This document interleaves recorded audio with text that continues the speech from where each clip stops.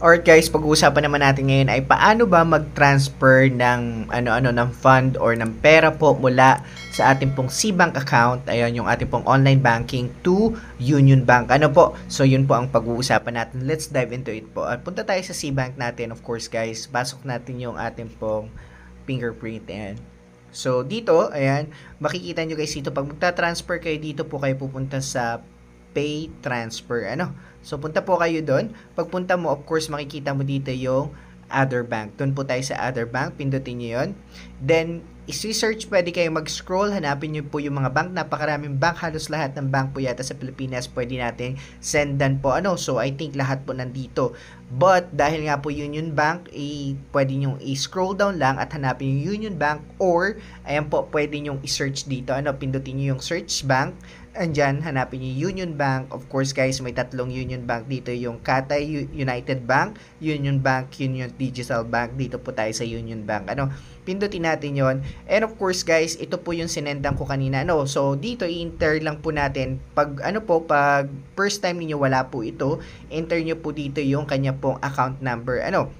For example guys, ang account number ay 10, ayan po, 9, ayan po, 666, and 4747 and 5519. Ayan po, for example, ganyan 10966647551. For example, ganyan po Then pindutin lang po natin uli yan So click lang natin. So lalabas po dito, parang makikita nyo po dito yung parang may arrow dito mamaya So pwede nyo pong pindutin yon.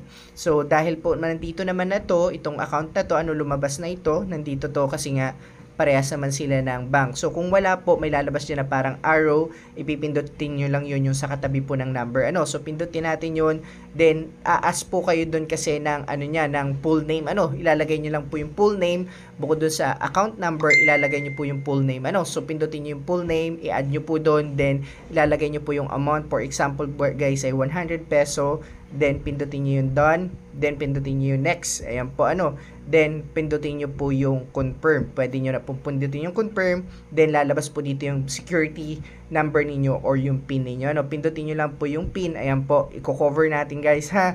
9.